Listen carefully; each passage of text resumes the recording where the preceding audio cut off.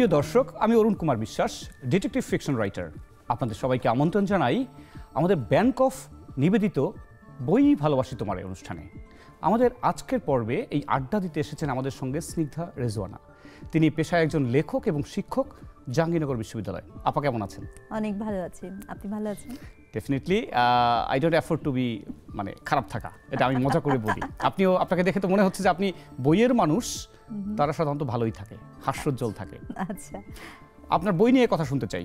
কবে বই বেরিয়েছে, কি নিয়ে বেরিয়েছিল?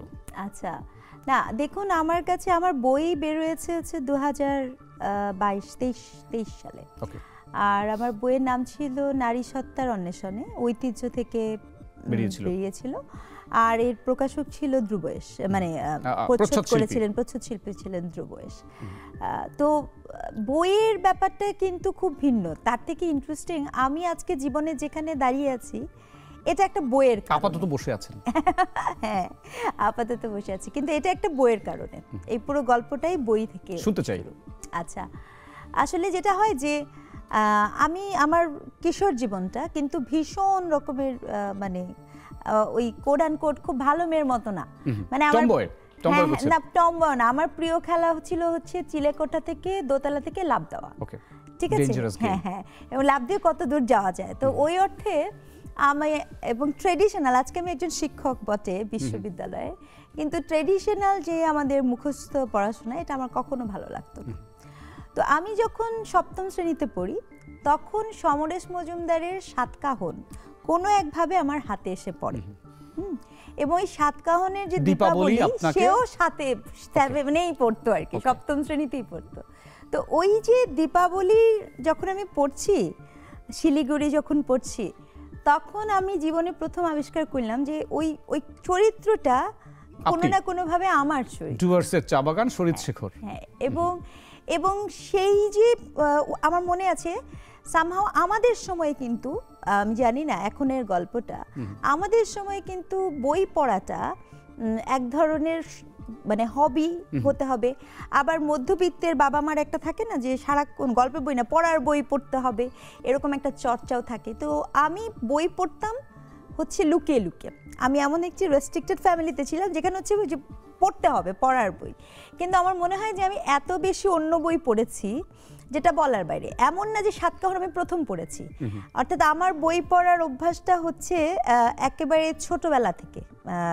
আমার মনে হয় যে আপনার নিশ্চয়ই মনে আছে, ক্লাস 2-3-তে যখন আমরা পড়ি তখন বের হতো উম্মাদ, একটা পত্রিকা বের হতো, উম্মাদ, আমাদের আহসান হাবিব, হ্যাঁ উম্মাদ, তারপরে চাচা চৌধুরী আর সাবু, এই ধরনের কিছু কমিক বই ছিল, হ্যাঁ সেখান থেকে। এমনকি পত্রিকাতেও কিন্তু নিয়মিত কিছু কিছু আসতো, সেখান থেকে প্রথম। তারপরে আমি যেমন মনে করেন একটা সময় আমার মনে আছে আমার ক্লাস 3 থেকে 5-6 পর্যন্ত রকিব হাসানের 3 গোয়েন্দা।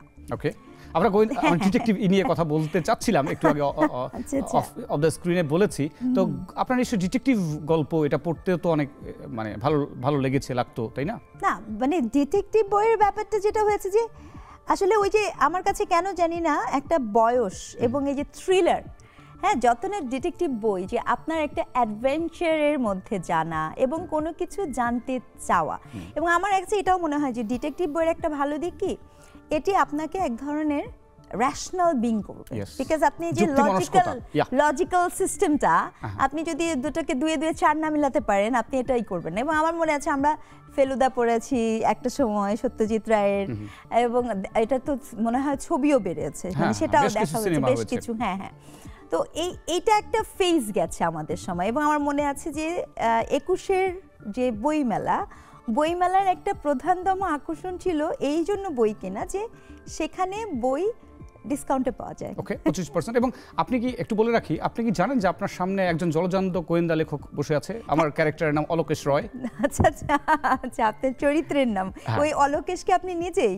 হ্যাঁ, অনেকে তো তাই বলে, সমার্থক মনে করে। আচ্ছা আচ্ছা আচ্ছা, তারপরে মেলার কথা বলছিলেন, বইমেলার কথা বলছিলেন। না, বইমেলাটাতে যাওয়া হতো অনেক বেশি, এবং ওইটা একটা টাইম ছিল। আমার কাছে মনে হয় আমাদের স্কুলেও মনে হয় বই পড়ার একটা প্রতিযোগিতা হতো। র‍্যাপিড রিডার ছিল, র‍্যাপিড রিডার ইংলিশে ছিল। আবু সাইদ, প্রফেসর আবু সাইদ তখন ওই যে বিশ্ব সাহিত্য কেন্দ্রের ভ্রাম্যমাণ লাইব্রেরিগুলো বিভিন্ন জায়গায় যেত, এবং ওখানের মেম্বার হতে পারাটাও একটা বিশেষ যোগ্যতা। হ্যাঁ হ্যাঁ, মানে আমার মনে আছে যে স্কুলে আমি যে বিশ্ব সাহিত্য কেন্দ্রের মেম্বার, এটা আমাকে একটা এম্পাওয়ারমেন্ট, এটা বলতে ফলো করে বলতে ভালো লাগতো। এক্স্যাক্টলি। এবং আমার মনে আছে যে কিছু কিছু বই আমাদের কিন্তু বই পড়ার প্রতিযোগিতাও হতো, এবং আমাদের যখন ইভেন পাঠ্য বইও যখন আমরা নতুন পেতাম, আমাদের মধ্যে একটা প্রবণতা ছিল যে ওটা পড়ে ফেলবো। এর একটা কারণ হতে পারে যে আমাদের সময়ে কিন্তু ওই অর্থে এন্টারটেইনমেন্টটা অনেকটা সীমায়িত ছিল, কারণ আপনার ব্ল্যাক অ্যান্ড হোয়াইট টেলিভিশন, এটা আর কতক্ষণ আমরা, এবং শুধু সেটাও না, যে একটি বাংলা সিনেমা চলচ্চিত্রের জন্য ঘন্টা ধরে বসে থাকা, 3 মাসে একটি বাংলা সিনেমা, শুক্রবারের ইত্যাদি, সপ্তাহে একদিন একটা ছোট্ট নাটক, হ্যাঁ ছোট্ট নাটক, আজ রবিবার অথবা বহুব্রীহি, এরকম কিছু নাটক, যেটা এর বাইরে। এবং আপনার মনে আছে আমরা ওই সময় কিন্তু শুধু পড়া না, পত্রমিতালি ছিল, চিঠিতে বন্ধুত্ব, এবং ডাক বাক্সে চিঠিতে বন্ধুত্ব। তো এই যে এটা একটা জগৎ ছিল। সমকালীন বাংলা সাহিত্য, এপার বাংলার কথাই যদি বলি, একটু যদি আলোকপাত করতেন যে কি রকম সাহিত্য হচ্ছে, ধারাটা কেমন? আচ্ছা, না, সাহিত্যের ধারা কিন্তু ঢংটা কিন্তু ভিন্ন মাত্রায় বিভিন্ন সময় এসছে। যেমন আমি আপনাকে যখন বলছি, যেমন আমাদের একটা, এবং আমার কাছে মনে হয় সাহিত্যের সাথে প্রজন্মের একটা যোগাযোগ আছে। ডেফিনেটলি। যেমন আমরা যেমন আমি আপনাকে বললাম যে সুনীল ও সমরেশের কথাটা একটু শেষ করে নিই, ওটাতে আবার যেতে যাচ্ছি এই জন্য যে আমি যখন প্রথম কলকাতা যাই, মানে ইন্ডিয়াতে আমি কলকাতা যাই, আমার একটা মিশনে ছিল তার সঙ্গে দেখা করা, এবং আমি দেখা করেছি। উনি যখন বেঁচে ছিলেন ওনার সাথে আমার দেখাও হয়। তো এই যে যেমন মনে করেন সুনীলের কথা, যেমন মনে করেন সুনীলের সেই সময় এটা একটা হিস্টোরিক্যাল বুক, তাই না? আপনাকে বা পূর্ব পশ্চিম, প্রথম আলো, কিন্তু সেই সময় যখন আপনি পড়বেন তখন কিন্তু আপনি অনেক হিস্ট্রি জানতে পারছেন। হ্যাঁ, এইটা আমার মনে হয় সামহাউ এখন সাহিত্যে কিছুটা দেখতে পাচ্ছেন, মিসিং। এখন তারা খুবই বর্তমান নিয়েই আছে, খুবই ভীষণ রকমের এখনের যে সাহিত্য, এই সাহিত্যের যেমন মনে করেন বেশ কিছু জহিরুল ইসলাম, এরকম বেশ কিছু জন আছে তাদের, বা সাদাত হোসেন লেখেন, উনি মানে সে আমার ব্যাচমেটও, আমরা একই সাথে পড়েছি বিজ্ঞান বিভাগে। তো এই যে এখনকার যে লেখকের মধ্যে আমার কাছে মনে হচ্ছে যে ফিকশনাল চরিত্র অথবা খুব ছোট্ট একটা ঘটনা অনেক গুরুত্বপূর্ণ রাদার দেন দ্য ইভেন্টস, এবং এতে যেটা হয় ডিপ থিংকিং ব্যাপারটা কিন্তু সেখানে থাকে না। ক্রিটিক্যাল থিংকিং মানে যেখান থেকে আমরা যে জিনিসটা পড়ছি তার পেছন ব্যাকড্রপ এবং সামনে ফোরড্রপ, ওই দিকে কিন্তু আর আসা যাওয়া হচ্ছে না, আমরা শুধু একটা গল্পে আটকে থাকছি, এরকম ব্যাপারটা কি? হ্যাঁ, গল্পে আটকে থাকা শুধু না, আমার যেটা মনে হচ্ছে যে আপনার যে একটা গল্পের মধ্যে দুটো জিনিস থাকা উচিত। একটা হচ্ছে সৃজনশীলতা, আরেকটা হচ্ছে আপনার ইমাজিনেশন, কল্পনা। হ্যাঁ, যদি আপনি গল্প আকারে হতে চায়। তো এখন যেটা হয়েছে যে আমরা এখনকার যে সাহিত্যগুলো আমি যখন পড়ি, এমনকি যেমন মনে করেন শুধু ইভেন কবিতার কথাও যদি আপনাকে বলি, গতকালকে যখন আমি আমার নিজের বাচ্চাকে কুলি মজুরের কবিতাটা পড়াচ্ছিলাম, গাহি সাম্যের গান, তো ওই যে কবিতাটা ক্লাসিক বলে বলছি না, ইভেন রুদ্র মোহাম্মদ শহীদুল্লাহ বলেন যে কবিতা অনেক কথা বলে, কবিতা কিন্তু প্রতিবাদের ভাষা, কবিতা কি ঘটনার ভাষা। এই জায়গাটা থেকে কেন জানি ছন্দ মিলে কবিতা বলছি, এটা আসলে আমি নিজেও বুঝতে পারছি না।